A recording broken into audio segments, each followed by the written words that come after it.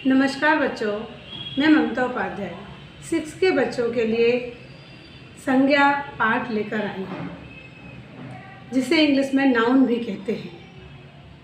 संज्ञा का अर्थ होता है अच्छी तरह जानना, समझना, अर्थात नाम। क्योंकि इस संसार में प्रत्येक वस्तु का कोई ना कोई नाम होता है।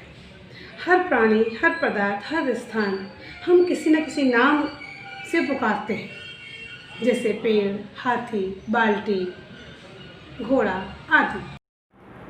अब हम यहाँ पर संज्ञा शब्द के अर्थ को जानेंगे। संज्ञा शब्द का अर्थ होता है अच्छी तरह से जानना। संधि विच्छेद के आधार पर संज्ञा को संग प्लस ज्ञा अर्थात संग यानी सम उपसर्ग होता है, जिसका अर्थ होता है भली भांति। ज्ञा शब्द जिसका अर्थ होता है जानना। इस प्रकार संज्ञा शब्द का अर्थ हुआ अच्छी तरह से जानना। हम किसी से भी जब कोई बात पूछते हैं या करते हैं तो संज्ञा शब्दों का प्रयोग हम अनिवार्य रूप से करते हैं। जैसे तुम्हारा निवास स्थान कहाँ है? मैं आगरा में रहता हूँ। उसकी बकरी जंगल से लौट रही है। अर्थात यहाँ हमने जानने का प्रयास किया है। इन तीनों वाक्यों में हमने संज्ञा का प्रयोग किया है। तुम्हारा निवास स्थान कहाँ है, ये हम जानना चाहते हैं, क्योंकि सम का अर्थ होता है अच्छी तरह से जानना। तो हम जानना चाहते हैं कि वह कहाँ का रहने वाला है। मैं आगरा रहता हूँ। आगरा हमारे यहाँ संज्ञा है, क्योंकि आगरा स्थान है और ऐसा स्थान है जो ताजमहल के कारण प्रसिद्ध है, और आगरा जैसा ताजमहल कहीं दूसरी जगह नहीं है। उसकी बकरी जंगल से लौट रही है, तो उसकी बकरी जंगल से, यह जंगल संज्ञावाचक है, समुदाय संज्ञावाचक के अंतर्गत आता है। तो हम आपस के बोलचाल की भाषा में भी हम संज्ञा का प्रयोग करते हैं। मूलतः संज्ञा हमारी 3 प्रकार की होती है। इसके 3 भेद होते हैं: व्यक्तिवाचक संज्ञा, जातिवाचक संज्ञा, भाववाचक संज्ञा। परंतु आजकल संज्ञा के 5 भेद माने जाते हैं, जो निम्न प्रकार से हैं: व्यक्तिवाचक संज्ञा, जातिवाचक संज्ञा, भाववाचक संज्ञा, समुदायवाचक संज्ञा और द्रव्यवाचक संज्ञा। अब पहला है इसमें व्यक्तिवाचक संज्ञा। किसी व्यक्ति, स्थान अथवा वस्तु जो विशेष नाम से जाने जाते हैं, ऐसा जो दूसरा न हो, ऐसा व्यक्तिवाचक संज्ञा कहलाती है। देखिए अब स्थानवाचक के लिए, क्योंकि प्रसिद्ध चीज़ें ही होती हैं, हमेशा व्यक्तिवाचक संज्ञा में वही चीज़ ली जाती है जो मशहूर होती हैं, फेमस होती हैं। आगरा, मथुरा, काशी, अयोध्या, रामेश्वर। आगरा ताजमहल के लिए, मथुरा श्री कृष्ण के लिए, अयोध्या श्री राम के लिए, काशी भगवान शिव के लिए प्रसिद्ध है। आगे हम वस्तुवाचक में रामायण, महाभारत, ऋग्वेद, गंगा नदी, यमुना नदी, ऐरावत हाथी, गांडीव, धनुष, पंचजन शंख, कपिला गाय आदि। क्योंकि रामायण और महाभारत जैसे भी कोई ग्रंथ दूसरा नहीं है। हमारे ऋग्वेद भी अकेला ही ऐसा है।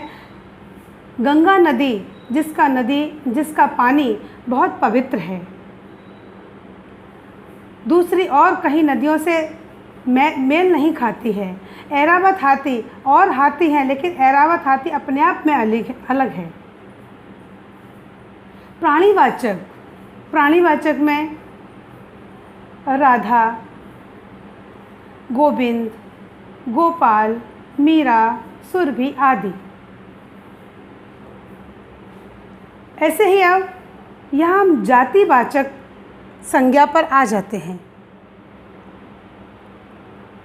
जातिवाचक संज्ञा जिन शब्दों के द्वारा किसी स्थान, प्राणी, वस्तु की पूरी जाति का ज्ञान होता है, उन्हें जातिवाचक संज्ञा कहते हैं। किसी भी व्यक्ति विशेष के लिए नहीं अपितु तो पूरे समुदाय का बोध कराते हैं। व्यक्तिवाचक अकेले का और प्रसिद्ध चीज़ के लिए है, लेकिन जातिवाचक पूरे समुदाय का ज्ञान कराती है, जैसे आदमी, औरत, गाय, घोड़ा, लेखनी, कागज आदि। यहाँ पर किसी व्यक्ति विशेष का नाम नहीं अपितु तो पूरे समुदाय का बोध हो रहा है, ज्ञान हो रहा है, पूरे समुदाय का ज्ञान हो रहा है।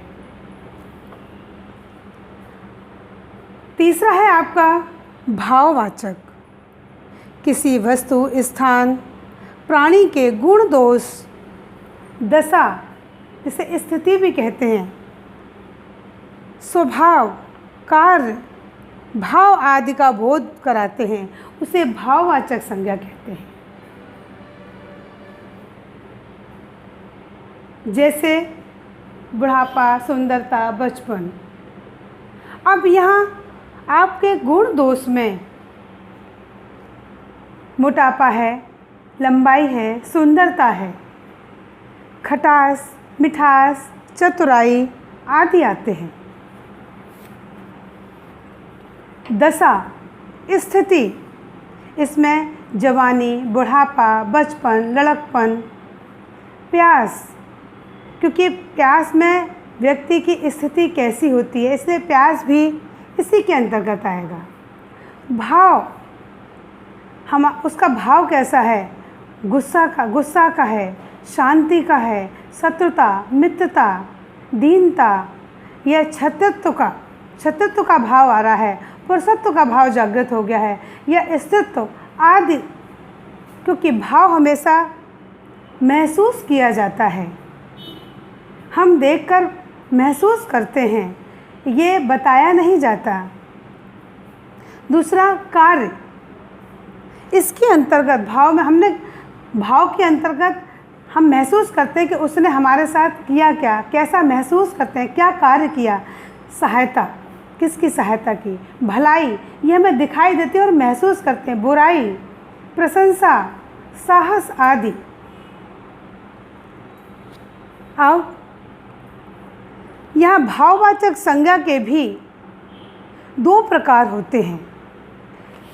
एक तो वो जो प्रसिद्ध है, दूसरा जो व्यक्ति अपने हिसाब से ही प्रयोग के समय बना लेता है। ये संज्ञाएं 5 प्रकार की से बनाई जा सकती हैं। जैसे जातिवाचक संज्ञा से भाववाचक संज्ञा बनाना,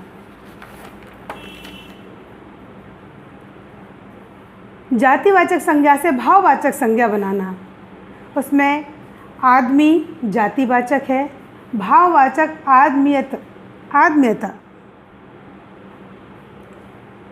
ईश्वर जातिवाचक है, ऐश्वर भाववाचक, कुमार कौमार्य, चोर चोरी।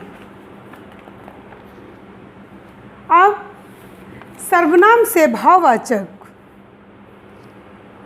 अपना अपनापन, पराया परायापन, आप आपा, मेरा मेरापन आदि। अब विशेषण से भाववाचक, अच्छा अच्छाई, बुरा बुराई, उपयोगी उपयोगिता, कठोर कठोरता आदि। अव्यय को आप जानते होंगे, अव्यय जिसका परिवर्तन नहीं होता है, तो अव्यय से भाववाचक बनाना। अव्यय हमारा ऊपर है, भाववाचक ऊपरी। अव्यय उच्च है, वह उच्चता। नीचे नीचापन, नीच नीचता, मना मनाही आदि। 5वां आपका क्रिया से भाववाचक, उतरना उतराई, उतारना उतार, कमाना कमाई, काटना कटाई।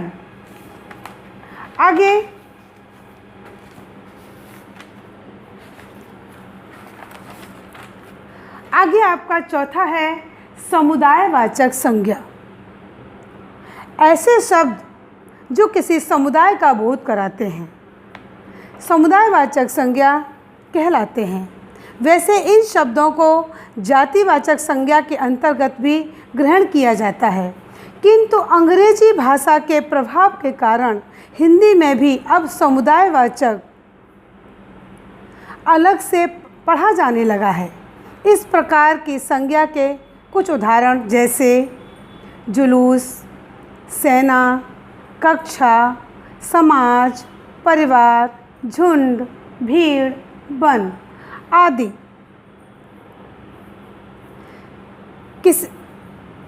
किसी एक प्राणी व्यक्ति का एक नहीं अपितु पूरे समुदाय का बोध होता है। जैसे सेना ऐसा लगता है जैसे अकेला हो, लेकिन सैनिकों का समूह होता है, इसलिए समुदायवाचक के अंतर्गत ही आता है। 5वां है आपका द्रव्यवाचक संज्ञा। ऐसे शब्द जो किसी पदार्थ अथवा द्रव्य धातु का बोध कराते हैं उन्हें द्रव्यवाचक संज्ञा कहते हैं। हिंदी व्याकरण में इस संज्ञा को भी जातिवाचक संज्ञा ही कहा जाता है, किंतु वर्तमान में यह अलग से द्रव्यवाचक संज्ञा के रूप में इसे मान्यता प्राप्त हो चुकी है। जैसे देखिए, सोना, चांदी, तावा, लोहा, लकड़ी, ऊन, यह सभी द्रव्यवाचक संज्ञा के अंतर्गत आते हैं। अच्छा बच्चों, अब इसके बाद में आगे दूसरे पाठ के साथ